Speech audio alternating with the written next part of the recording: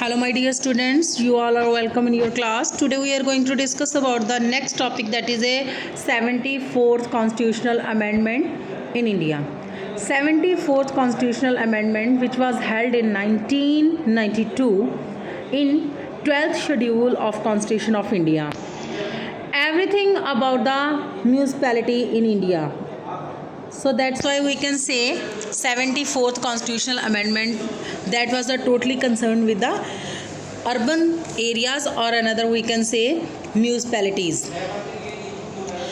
Article 243p to 243ZZ, Part 9th A of the Indian Constitution, 12th schedule of the Constitution. This schedule contain 18 functional items of municipalities. ਇਹ ਜਿਹੜਾ article ਆ 243 ਦੇ ਨਾਲ concerned ਹੈ, ਔਰ ਇਹ ਜਿਹੜਾ 74th ਕਨਸਟੀਟਿਊਸ਼ਨਲ ਅਮੈਂਡਮੈਂਟ ਹੋਈ ਆ ਕਨਸਟੀਟਿਊਸ਼ਨ ਦੇ 12th ਸ਼ਡਿਊਲ ਦੇ 12th ਪਾਰਟ ਵਿੱਚ ਜਿਹੜੀ ਆ ਇਹ ਕਨਸਟੀਟਿਊਸ਼ਨਲ ਅਮੈਂਡਮੈਂਟ ਹੋਈ ਆ, ਜਿਹਦੇ ਵਿੱਚ 18 ਫੰਕਸ਼ਨਲ ਆਈਟਮ ਜਿਹੜੀਆਂ ਵਾ ਰਿਲੇਟਡ ਟੂ ਮਿਊਨਿਸਪੈਲਿਟੀਜ਼ ਉਹਨਾਂ ਨੂੰ ਇਨਕਲੂਡ ਕੀਤਾ ਗਿਆ। Nagar panchayat for the transactional area, that is an area in the transaction from the rural area to an urban area। ਇਹਨਾਂ ਨੂੰ ਵੀ 3 ਲੈਵਲਸ ਦੇ ਉੱਪਰ ਜਿਹੜਾ ਆ ਡਿਵਾਈਡ ਕੀਤਾ ਜਾਂਦਾ ਆ। First one that is a nagar panchayat. Nagar panchayat ਦੇ ਵਿੱਚ ਉਹ ਆਉਂਦੇ ਨੇ ਜਿਨ੍ਹਾਂ ਦੀ ਕਿ ਟ੍ਰਾਂਸੈਕਸ਼ਨ ਹੋਈ ਆ ਰੂਰਲ ਏਰੀਆ ਤੋਂ ਅਰਬਨ ਏਰੀਆ ਦੇ ਵਿੱਚ, ਉੱਥੇ ਨਗਰ ਪੰਚਾਇਤਸ ਬਣਾਈਆਂ ਜਾਂਦੀਆਂ ਨੇ। ਸੈਕਿੰਡ ਵਨ ਆ municipal council for small urban area.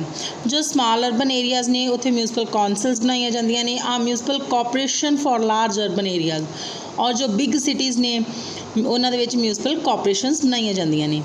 Next one composition of the municipalities.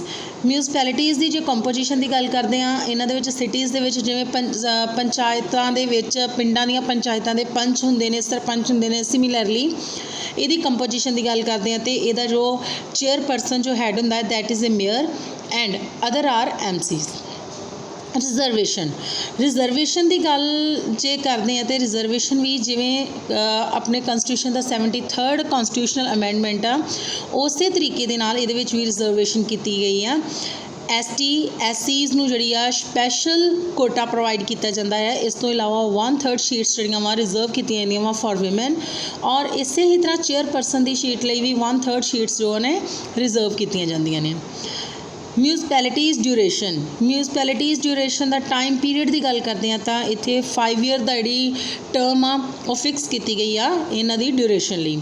State election commission, finance election commission, district planning commission and metropolitan planning committees, these all are included in the municipalities।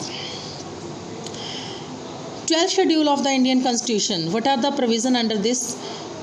First one, urban planning including the town planning। ਇਹ town planning ਨਾਲ related ਆ। Regulation of the land use and the construction of building, ਇਹਦੇ ਵਿੱਚ ਕਿਹੜੀ land ਕਿਹਦੇ ਲਈ utilise ਹੁੰਦੀ ਆ, ਬਿਲਡਿੰਗਸ ਦੀ ਕੰਸਟਰਕਸ਼ਨ ਬਾਰੇ ਦੇਖਿਆ ਜਾਂਦਾ ਆ।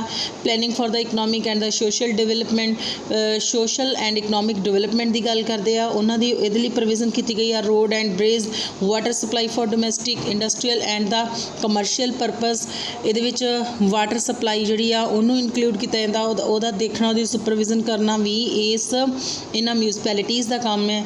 Public health, sanitation, conservancy and the solid waste management, fire services, urban forestry, protection of the environment and the promotion of the ecological aspect। 9, safeguarding the interest of the weaker section of society including the handicapped and the mentally retarded। Slums improve and the upgradation, urban poverty alleviations।